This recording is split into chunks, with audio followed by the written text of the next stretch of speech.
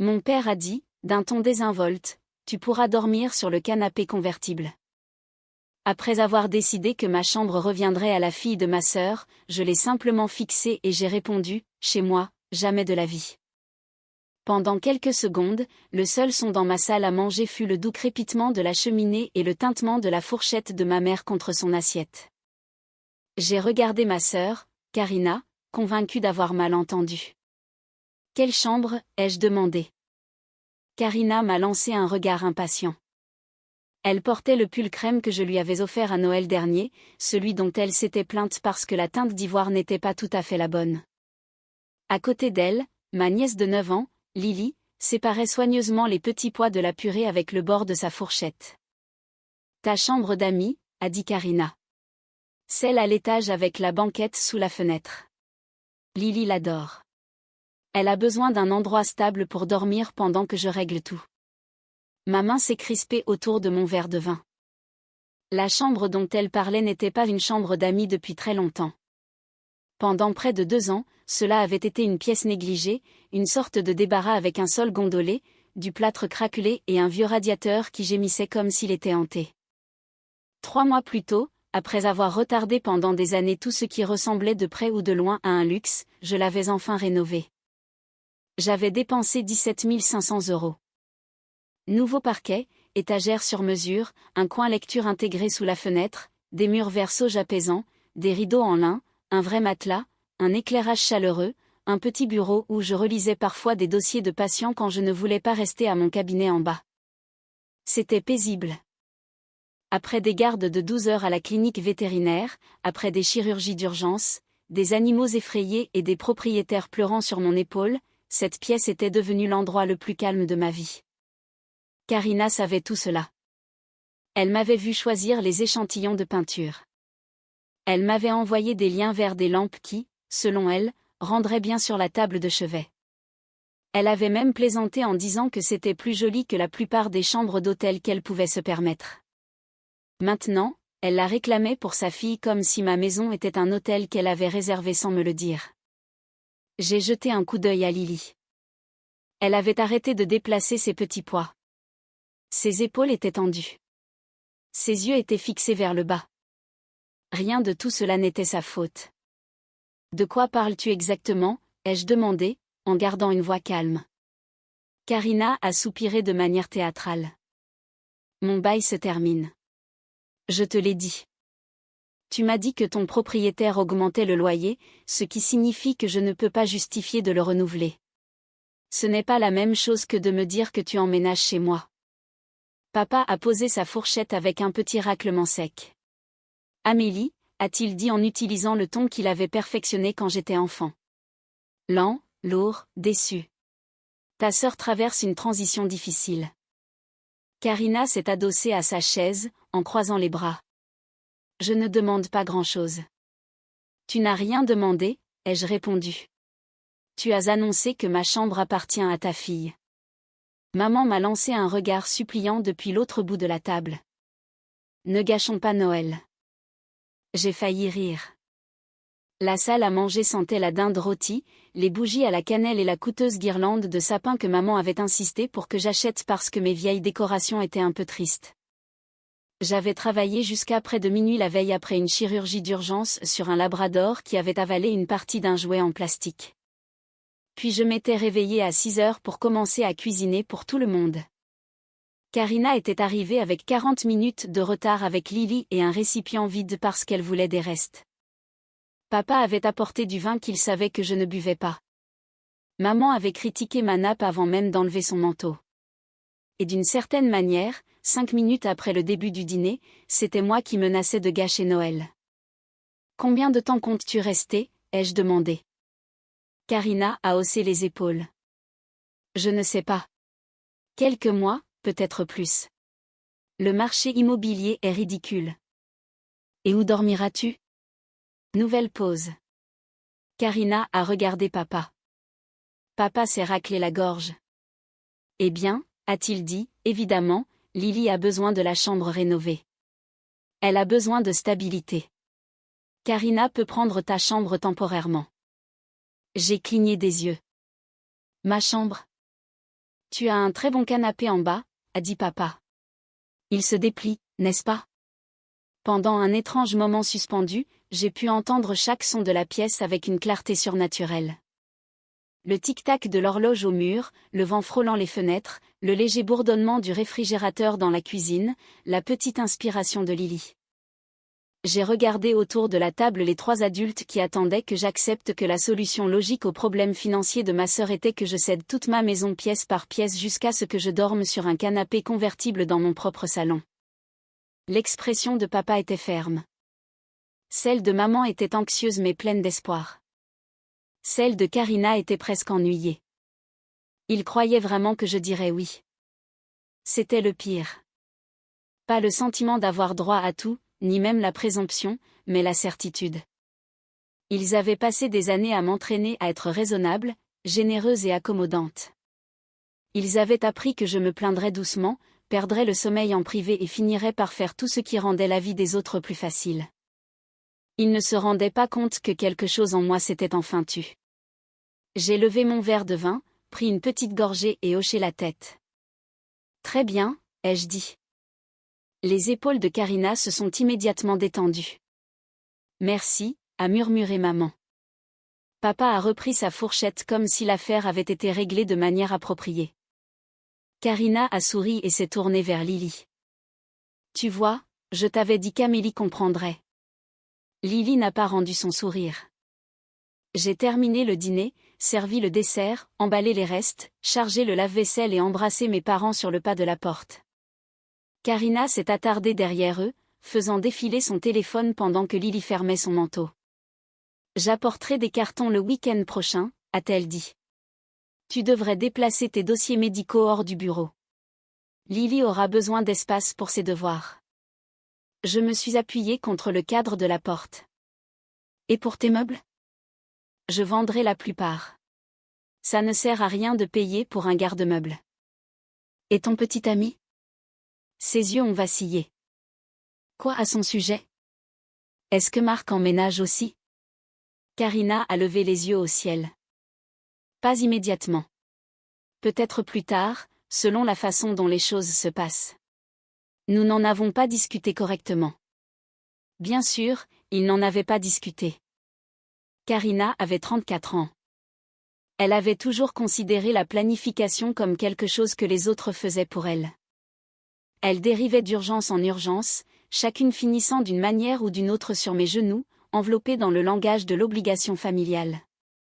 Quand elle avait perdu son emploi dans un studio de fitness boutique 3 ans plus tôt, j'avais couvert son loyer pendant 4 mois. Quand elle avait eu besoin d'une caution pour un nouvel appartement après s'être séparée du père de Lily, j'avais transféré 3 000 € sans hésiter. Quand l'école de Lily avait organisé un camp scientifique d'une semaine que Karina ne pouvait pas se permettre, j'avais payé aussi, parce que Lily méritait d'y aller. Quand la voiture de Karina avait eu besoin de réparation, quand sa facture d'électricité était en retard, quand elle voulait suivre un cours de marketing en ligne qu'elle n'a jamais terminé, elle m'appelait. Parfois, elle demandait gentiment, parfois elle pleurait, parfois maman appelait en premier pour me préparer. L'argent quittait toujours mon compte. Il revenait rarement. J'aimais ma nièce. C'était le levier qu'ils utilisaient le plus souvent. Tu ne veux pas que Lily souffre à cause de problèmes d'adultes, n'est-ce pas? Non, je ne voulais pas. Mais quelque part en chemin, empêcher Lily de souffrir était devenu impossible à distinguer du fait d'empêcher Karina de faire face aux conséquences de ses propres choix. Cette nuit-là, après le départ de tout le monde, j'ai monté les escaliers et me suis arrêtée dans l'encadrement de la chambre rénovée. Le clair de lune se répandait sur le sol en chêne. Les rideaux en lin bougeaient légèrement au-dessus du radiateur. Un livre que je lisais était ouvert sur la banquette sous la fenêtre, à côté d'une couverture pliée. Je me suis souvenu de la semaine où les entrepreneurs avaient terminé. J'étais rentrée chez moi après avoir perdu un vieux Golden Retriever pendant une chirurgie. Je savais que le chien avait peu de chances de survivre quand le propriétaire me l'avait amené, mais j'avais quand même essayé. Après, je m'étais assise seule dans cette pièce, mes chaussures toujours aux pieds, et j'avais pleuré jusqu'à ce que le ciel devienne sombre. Ce n'était pas juste une chambre d'amis. C'était la première chose que j'avais créée entièrement pour moi. Pas de justification pratique, pas d'urgence familiale, aucune culpabilité attachée. Je me suis assise sur la banquette, j'ai ouvert mon ordinateur et j'ai fixé l'écran. Puis j'ai appelé Naomi. Elle a répondu à la 4e sonnerie, sa voix lourde de sommeil. Tout va bien? Est-ce une urgence? Naomi était mon amie depuis l'université. Elle était aussi l'agente immobilière qui m'avait aidé à acheter la maison 6 ans plus tôt. Je veux vendre, ai-je dit. Il y a eu une pause. Vendre quoi? Ma maison. Autre pause. Ta maison. Oui. Le soir de Noël, à 23h45. Oui. Naomi s'est réveillée rapidement après cela. Tu es sérieuse? Complètement. Que s'est-il passé? Ma famille a décidé d'emménager dedans. Elle a poussé un long soupir. Sans te demander? Ils ont demandé après avoir décidé. As-tu dit non? J'ai hoché la tête. Amélie, j'en ai fini de discuter avec des gens qui croient que ma réponse est négociable. Naomi est restée silencieuse un moment. Puis sa voix est devenue professionnelle. Très bien, le quartier est prisé. Tes rénovations aideront. Tu as une bonne plus-value. Tu penses à un calendrier de mise en vente standard? Non. À quoi penses-tu? Acheteur comptant uniquement, vente en l'état. Clôture rapide sous 14 jours. Cela réduira ton bassin d'acheteurs. Je sais que tu pourrais y laisser de l'argent. Je sais. As-tu un endroit où aller? Je peux louer une maison de ville meublée près de la clinique pendant quelques mois. Le docteur Leven essaie de me convaincre de prendre des parts dans le cabinet et de déménager plus près. Quoi qu'il en soit, Naomi connaissait l'offre. Mon patron, le docteur Leven, prévoyait de prendre sa retraite progressivement au cours des 2 prochaines années. Il m'avait offert une part de partenariat dans la clinique vétérinaire et l'accès à un petit cottage appartenant au cabinet pendant que je décidais où je voulais vivre. J'avais retardé ma réponse parce que prendre des parts dans la clinique semblait énorme. Vendre ma maison semblait encore plus énorme. Mais assise dans cette belle pièce alors que ma sœur prévoyait où placer les livres d'école de sa fille et que mon père m'assignait au canapé, la décision a soudainement semblé simple. La maison était à moi. Cela signifiait que je pouvais la vendre. Naomi est arrivée à minuit, vêtue de leggings, d'un manteau en laine par-dessus son pyjama, et avec l'expression d'une femme qui avait entendu suffisamment d'histoires sur ma famille pour comprendre que poser trop de questions ne ferait que perdre du temps. Nous avons bu du café à mon îlot de cuisine et avons préparé l'annonce. J'avais déjà des photos professionnelles de la rénovation. 3 chambres, 2 salles de bain, cuisine modernisée, sous-sol fini, jardin clôturé, rue calme, prête à emménager, offre comptant, clôture préférée sous 14 jours. À 2h30 du matin, l'annonce était en ligne. À 6h45, Naomi m'a envoyé un message, j'ai déjà 3 demandes de visite. Un investisseur comptant, un couple qui déménage pour le travail, un acheteur représenté par un agent en qui j'ai confiance. Je pose le panneau maintenant. Je me suis tenue à la fenêtre de l'étage en peignoir et je l'ai regardé enfoncer le poteau dans ma pelouse. Le panneau semblait presque joyeux contre la neige. À vendre.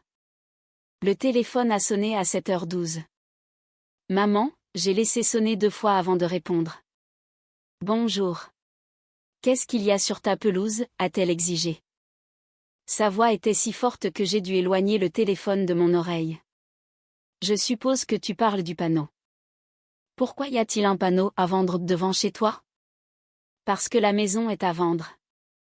Il y a eu un silence stupéfait. Maman passait devant ma rue chaque jour de semaine en allant travailler au cabinet dentaire. Je l'ai imaginé ralentir dans sa petite voiture argentée, un café dans le porte-gobelet, fixant le panneau comme si quelqu'un avait placé une pierre tombale dans mon jardin du jour au lendemain. Tu vends ta maison, a-t-elle demandé. Oui. Depuis quand? Depuis hier soir. Est-ce que ton père est au courant? Je ne lui ai pas parlé ce matin. Et Karina? Et alors? Maman a émis un son étranglé.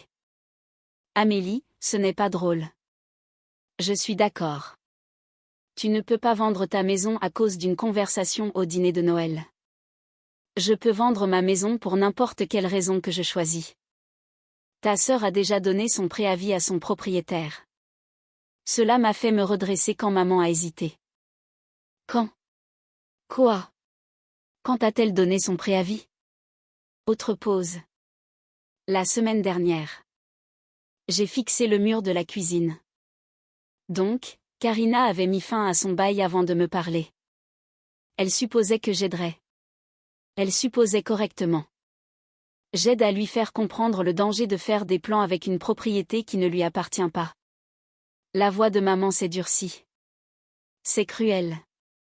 Non. Cruel serait de promettre à Lily une chambre dans la maison de quelqu'un d'autre et de faire de moi la méchante quand la réalité interfère. Elle a besoin de stabilité. Alors Karina devrait la lui fournir. Tu as 3 chambres. J'ai aussi une maison. Apparemment, cela a créé une confusion. Donc, je simplifie la situation. Maman m'a raccroché au nez. À 7h28, papa a appelé. Je l'ai laissé tomber sur la messagerie. À 7h31, Karina a appelé. Je l'ai laissé tomber sur la messagerie aussi. À 7h40, quelqu'un a frappé à ma porte d'entrée assez fort pour faire trembler la vitre. J'ai ouvert pour trouver Karina sur le porche, en pantalon de jogging, manteau déboutonné et avec les mêmes bottes que la veille. Ses cheveux étaient noués en un chignon désordonné. Son visage était pâle de fureur. « Qu'est-ce qui ne va pas chez toi ?» a-t-elle crié. Un rideau a bougé dans la maison en face. Je suis sortie et j'ai tiré la porte derrière moi. Baisse d'un ton. Tu as mis la maison en vente. Oui. Tu ne peux pas faire ça. C'est déjà fait. Nous avions un plan. Tu avais un plan. Tu as dit très bien. J'ai dit très bien parce que j'étais fatiguée d'expliquer les bases de la propriété à 3 adultes pendant le dîner de Noël. Elle m'a fixée. Tu vends toute ta maison juste pour me nuire. Non, je vends ma maison parce que j'ai réalisé que la posséder t'a fait croire que tu avais le droit de l'occuper. Où est censée aller Lily avec toi? Mon bail d'appartement se termine la semaine prochaine. Alors renouvelle-le. Je ne peux pas me permettre l'augmentation. Trouve un appartement plus petit. Sa bouche s'est ouverte. Un appartement plus petit. Tu t'entends parler? Lily a besoin de sa propre chambre.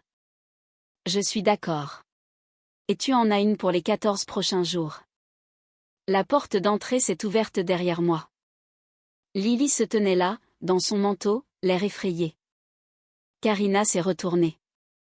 Je t'ai dit d'attendre dans la voiture. J'ai besoin des toilettes, a dit doucement Lily. Je me suis écartée immédiatement. Bien sûr. Entre, ma chérie. Quand la porte s'est refermée, j'ai regardé ma sœur. Ne l'implique pas là-dedans. Les yeux de Karina ont étincelé. Elle est déjà impliquée. Tu la rends sans abri. Non. Tu as abandonné ton bail sans permission pour emménager chez moi. Tu as pris cette décision. Tu choisirais vraiment l'argent plutôt que ta nièce. Voilà, la lame familière polie par des années d'utilisation. J'ai croisé les bras contre le froid. J'ai payé ton loyer. J'ai payé ta caution. J'ai couvert les frais de camp de Lily, les fournitures scolaires, les soins dentaires et les fêtes d'anniversaire. Je t'ai transféré de l'argent tellement de fois que mon application bancaire suggère automatiquement ton nom quand je l'ouvre. Ne reste pas sur mon porche à prétendre que j'ai échoué envers ta fille parce que j'ai refusé de dormir sur un canapé dans une maison que j'ai achetée. Son expression a changé seulement pour une seconde. Pas de la culpabilité, du calcul. Tu ramènes toujours tout à l'argent parce que tu me demandes toujours de l'argent. La famille est censée s'entraider. Nomme la dernière fois où tu m'as aidé. Elle a ouvert la bouche. Rien n'est sorti. J'ai attendu. Des flocons de neige se prenaient dans ses cheveux. Tu n'as pas besoin d'aide, a-t-elle fini par dire. Tu as ta carrière. Tu as des économies. Tu as cette vie parfaite. J'ai failli rire. Ma vie n'est pas apparue par magie, Karina. Je l'ai construite en nettoyant des cages à l'université. J'ai étudié en travaillant des quarts de nuit. J'ai remboursé mes prêts étudiants pendant que tu changeais d'emploi tous les 6 mois parce que tes managers étaient soi-disant jaloux de toi. J'ai mérité chaque recoin paisible de cette maison. Tu penses que tu es meilleur que moi? Non, je pense que je suis responsable de moi. Lily est revenue dehors 1 minute plus tard. Ses joues étaient roses à cause du froid. Elle évitait de nous regarder. Je me suis accroupie pour fermer correctement son manteau. « Est-ce que ça va ?» ai-je demandé. Elle a hoché la tête, mais ses yeux étaient vitreux. « Maman a dit que j'allais avoir ta jolie chambre. » J'ai dégluti. « Je sais. Est-ce que j'ai fait quelque chose de mal ?» La question m'a frappé plus fort que tout ce que Karina avait dit. « Non, lui ai-je dit. Absolument pas. Tu n'as rien fait de mal.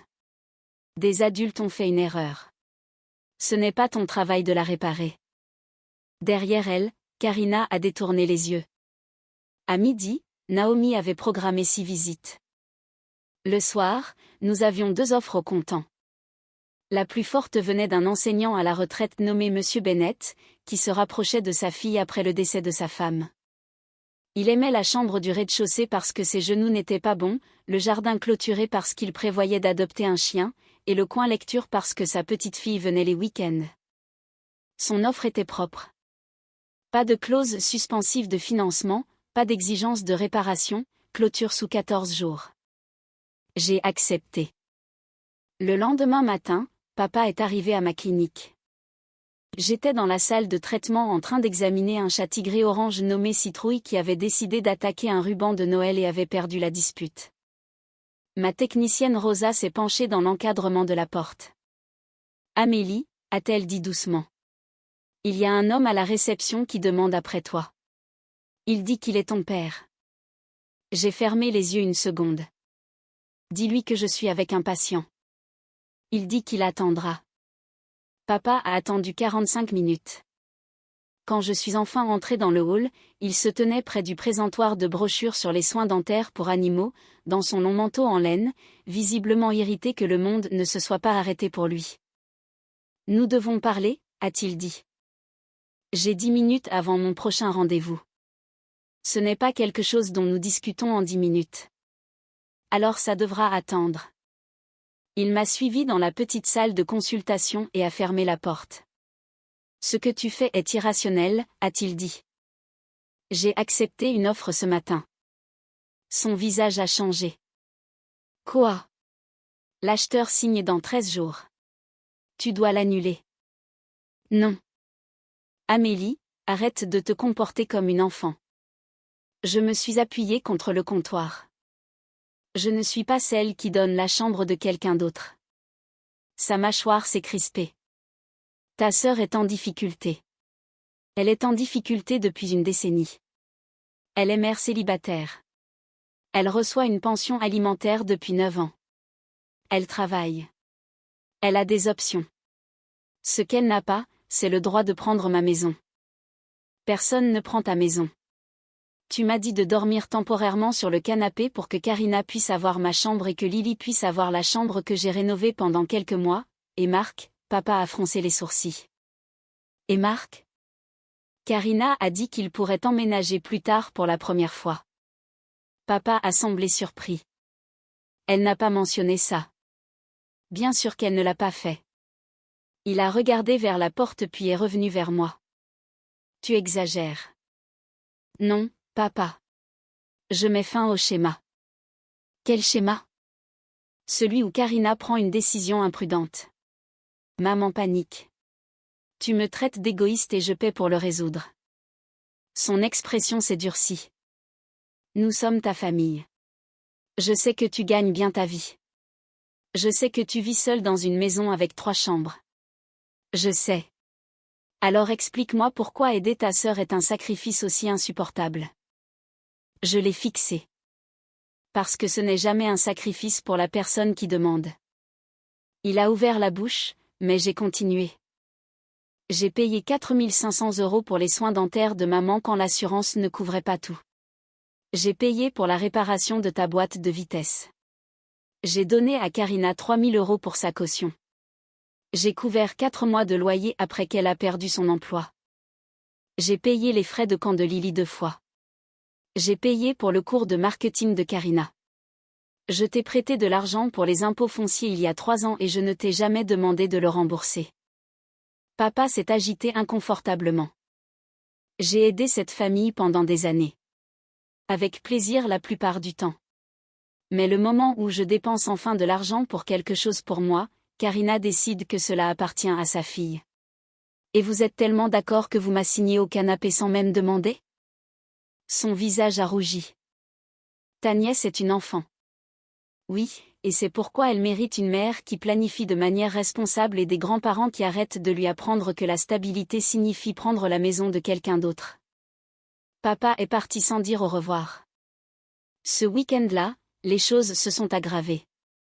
Karina a publié un message vague sur les réseaux sociaux sur la façon dont certaines personnes valorisent la propriété plus que la famille et combien il était difficile d'expliquer la cruauté des adultes à une enfant innocente.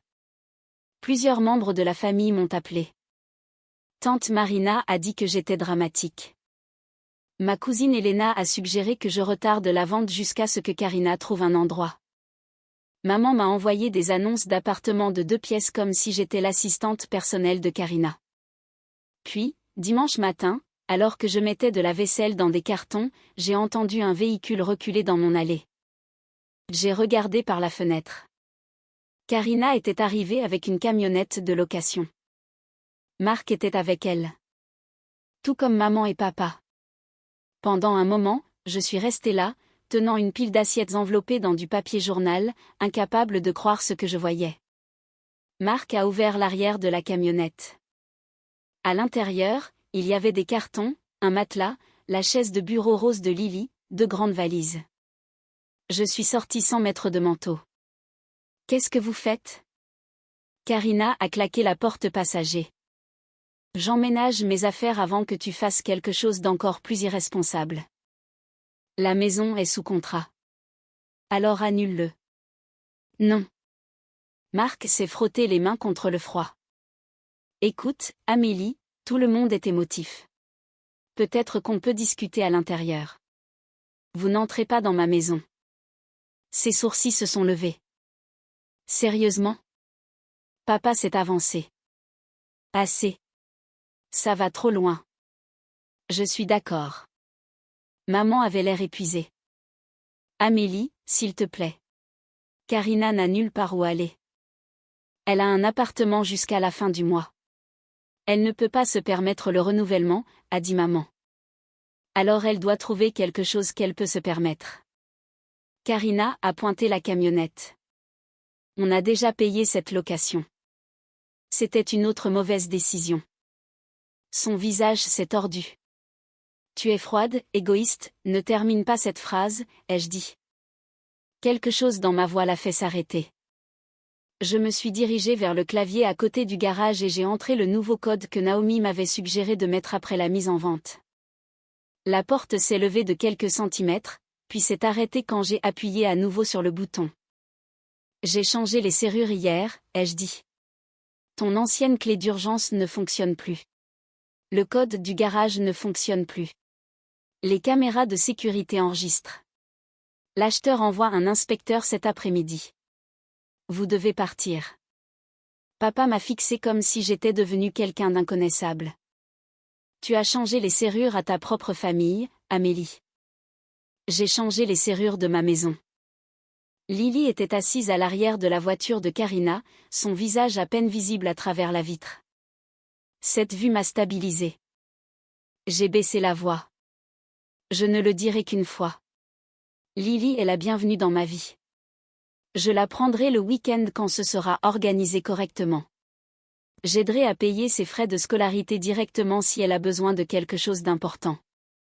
Mais aucun d'entre vous ne l'utilisera pour me forcer à céder mon logement. Karina a croisé les bras. Alors tu joues à la tante généreuse tout en nous laissant à la rue. Vous n'êtes pas à la rue. Tu sais ce que je veux dire ? Oui, ai-je dit. Je le sais enfin. Marc semblait de plus en plus mal à l'aise. Karina m'a dit que l'arrangement était déjà convenu. Ce n'était pas le cas. Il s'est tourné vers elle. Tu as dit que ta sœur avait offert. Les yeux de Karina se sont plissés. Elle l'aurait fait, tôt ou tard. Cette phrase a tout exposé. Pas un malentendu, pas du désespoir, une stratégie. Pousser assez fort. Impliquer Lily. Rendre maman émotive. Laisser papa appliquer la pression. Arriver avec des cartons. Créer une situation trop inconfortable pour que je puisse résister. Cela avait probablement fonctionné avant de manière plus subtile. Cette fois, il y avait un panneau à vendre sur la pelouse et un contrat signé sur le bureau de Naomi. Marc s'est éloigné de la camionnette. Je ne m'implique pas là-dedans, a-t-il murmuré. Karina s'est tournée vers lui. Tu es déjà impliqué. Non, tu m'as dit qu'on emménageait temporairement dans une propriété familiale. Tu ne m'as pas dit que tu forçais ta sœur à quitter sa propre chambre. Ce n'est pas comme ça. Il m'a regardé, embarrassé. Ça sonne exactement comme ça. Il est parti 10 minutes plus tard en covoiturage. Karina a pleuré. Maman m'a blâmé. Papa a dit que j'avais humilié tout le monde. Je suis restée dans l'allée en chaussettes, gelée, et je les ai regardés ne rien décharger. La camionnette est repartie pleine. 13 jours après Noël, j'ai signé les documents de clôture. Monsieur Bennett m'a serré la main avec les deux siennes. J'espère que vous savez combien j'apprécie cela, a-t-il dit. Ma petite fille a déjà réclamé cette banquette à l'étage. J'ai souri. C'est un bon endroit pour lire. Je pense à prendre un chien aussi, a-t-il dit. Quelque chose de plus âgé, calme, peut-être un sauvetage. Cela m'a fait sourire pour de vrai. Appelez la clinique quand vous serez prêt. Je connais plusieurs chiens qui méritent un foyer tranquille. Fin janvier, j'avais emménagé dans le cottage près du cabinet vétérinaire. C'était plus petit que ma maison, 2 chambres, une cuisine étroite, un minuscule jardin clôturé avec un pommier tordu et un banc en bois dessous. La première nuit, je me suis assise sur le sol du salon, entourée de cartons à moitié ouverts, mangeant des nouilles dans un récipient à emporter parce que je n'avais pas encore déballé les assiettes. Cela aurait dû ressembler à une perte. Au lieu de cela, j'ai mieux dormi que depuis des années. Le docteur Leven et moi avons finalisé l'accord de partenariat en mars. Pour la première fois de ma carrière, je ne travaillais pas simplement des heures interminables pour un salaire. J'aidais à façonner l'avenir de la clinique. J'ai embauché une autre technicienne, élargi notre calendrier de soins d'urgence et lancé un petit fonds pour les propriétaires qui ne pouvaient pas se permettre un traitement urgent pour leurs animaux. J'ai aussi adopté un chien. Elle s'appelait Mabel, une chienne croisée biglagée avec des yeux troubles, de l'arthrite et une haine déraisonnable des camions de livraison. Elle dormait sous le pommier quand il faisait chaud et me suivait de pièce en pièce comme pour s'assurer que je ne disparaissais pas. Karina a trouvé un appartement de 2 pièces à 20 minutes de l'école de Lily. C'était plus petit que l'endroit qu'elle avait quitté, mais c'était propre et sûr. Elle a pris des quarts de travail supplémentaires. Marc n'a pas emménagé. D'après ce que maman a fini par me dire, cette relation s'est terminée peu après l'incident de la camionnette. Apparemment, Marc avait eu l'impression que Karina avait un plan de logement à long terme. Découvrir que son plan impliquait de m'expulser de ma propre chambre lui avait fait reconsidérer plusieurs choses. Pendant le premier mois, Karina ne m'a pas parlé. Puis, Lily a appelé depuis sa tablette. « Est-ce que je peux venir voir Mabel ?» a-t-elle demandé. Bien sûr. Elle a passé le samedi suivant au cottage. Nous avons fait des biscuits. Nous avons promené Mabel lentement autour du pâté de maison. Nous nous sommes assises sous le pommier tordu en buvant du chocolat chaud pendant que Lily me parlait de l'école. Avant que Karina ne vienne la chercher, Lily a hésité près de la porte d'entrée. « Maman dit que tu as vendu la maison à cause de nous. » Je me suis agenouillée pour être à sa hauteur. J'ai vendu la maison parce que j'avais besoin d'un changement, parce que je voulais la chambre verte. Non, ai-je dit doucement. Vouloir quelque chose n'est pas mal, mais les adultes doivent demander avant de faire des plans avec des choses qui appartiennent à d'autres personnes. Elle a réfléchi à cela. Maman aurait dû demander. Oui, et grand-père n'aurait pas dû dire que tu pouvais dormir sur le canapé. J'ai souri malgré moi. Non, il n'aurait pas dû dire ça. Lily m'a serré dans ses bras autour du cou. J'aime mieux ton cottage de toute façon. Il y a ma belle. Après son départ, je suis restée longtemps dans l'encadrement de la porte à regarder la voiture de Karina disparaître au bout de la rue. Maman s'est excusée finalement. Pas parfaitement, pas tout d'un coup. Elle est venue au cottage un dimanche en apportant un gâteau au citron et a traversé les pièces calmement, remarquant qu'il n'y avait pas de canapé attendant d'engloutir ma vie, pas de bagages familiaux entassés dans les coins, aucune preuve que je m'étais ruinée en refusant d'être utile. Je pensais que tu changerais d'avis, a-t-elle admis. Je sais. Je pensais que tu te calmerais et réaliserais que vendre la maison était extrême. C'était extrême, ai-je continué, mais c'était aussi nécessaire, parce qu'aucun de vous ne m'a cru quand j'ai dit que la maison était à moi.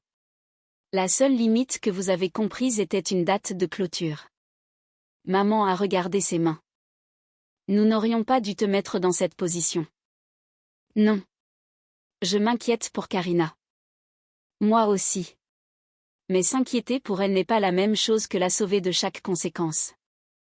Maman a hoché la tête lentement. Papa a mis plus de temps. Il ne s'est pas excusé directement.